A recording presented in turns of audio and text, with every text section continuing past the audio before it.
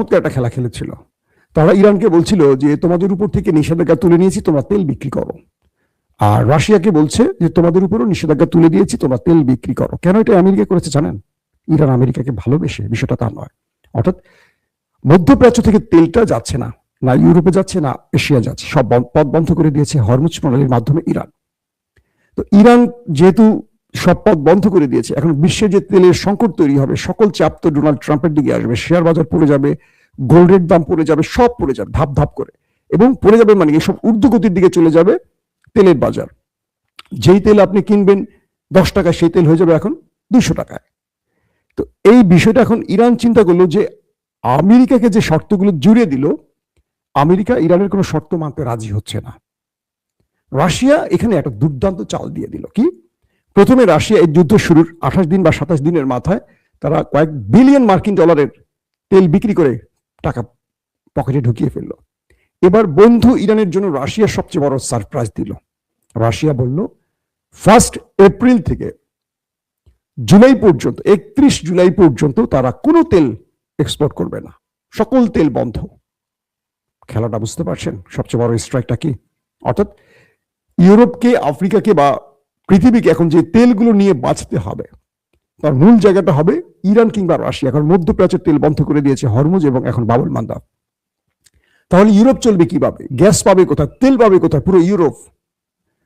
তাই America Iran এবং রাশিয়ার উপর থেকে নিষেধাজ্ঞা তুলে দিয়েছিল এই তেলের ক্ষেত্রে। ইরান বলছে যে আমার তেল নাই, আমি তেল বিক্রি করতে পারবো না। কারণ ইরানের সবচেয়ে বড় বিক্রেতা কারা? চীন। চীন কিন্তু কন্টিনিউ তেল ইরান দিয়েই যাচ্ছে, যত পারে তেল ট্যাঙ্কার ভরে ভরে চীন নিয়ে যাচ্ছে।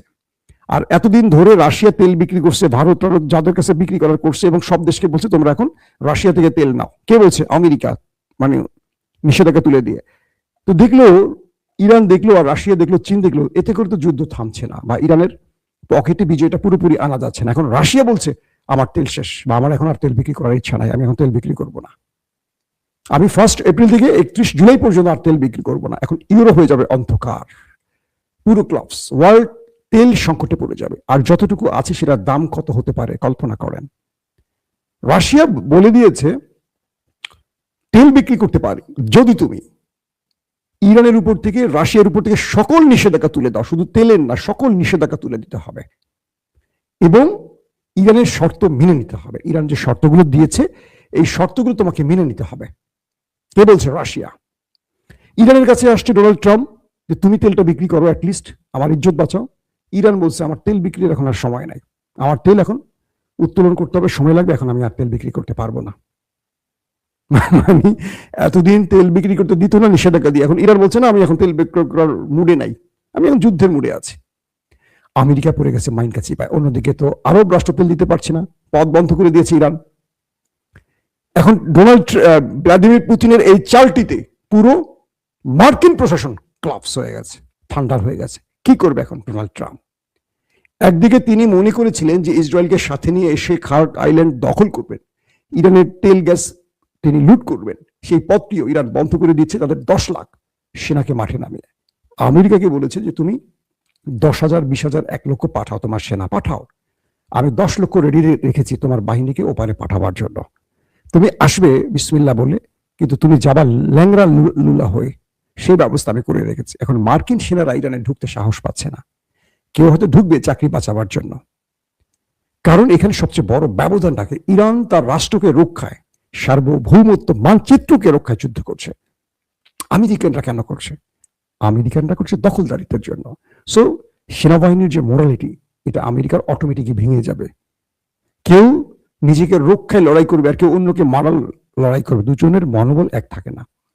এখন রাশিয়া যে চালটা দিয়ে দিল এই পর্যায়ে এসে, যে তারা এপ্রিল থেকে জুলাই পর্যন্ত তেল বিক্রি করবে না, তাহলে ইউরোপে কি হবে? ইউরোপের কান্নাকাটি শুরু হয়ে গেছে। এখন ইউরোপ আমেরিকাকে বলছে তুই একটা যুদ্ধ থামা, 2 দিন পরে আমার সব দেশ, আমার পুরো দেশ অন্ধকার হয়ে যাবে। এমনি ঠান্ডার দেশ, গ্যাস ছাড়া এরা চলতেই পারে না। পাশাপাশি এলএনজি প্রায় 17% অফ হয়ে গেছে কাতার থেকে, কারণ সেখানে হিট হয়েছে। যে হিট হোক, কাতার বড় হিট হয়েছে। কাতার, কুয়েত, দুবাই, সৌদি আরবেও আজকে ইরান বড় বড় অ্যাটাক করেছে। সব অ্যাটাকের পর যেটা বোঝা গেছে, মোটামুটি শত্রুকে একভাবে না 4 পয়েন্ট থেকে ইরানের মিত্ররা খেলছে। এখন রাশিয়া তার খেলাটা খেললো তেল দিয়ে, ইরান ফ্রন্ট খুঁজে খুঁজে এখন মারছে। আমেরিকা বিভিন্ন জায়গায় গোপনে ঢোকার চেষ্টা করছে, সেখানেও মারছে। কাল থেকে আজ পর্যন্ত মার্কিন সেনাদের ব্যাপক আক্রান্ত হয়েছে। ইরান দাবি করেছে তারা কয়েকদিনে প্রায় 500 মার্কিন সেনাকে ওপারে পাঠিয়েছে, এবং ইন্টারেস্টিং খবর, ঘাঁটিগুলো থেকে পালিয়ে চলে গেছে ট্রাম্প বাহিনীগুলো।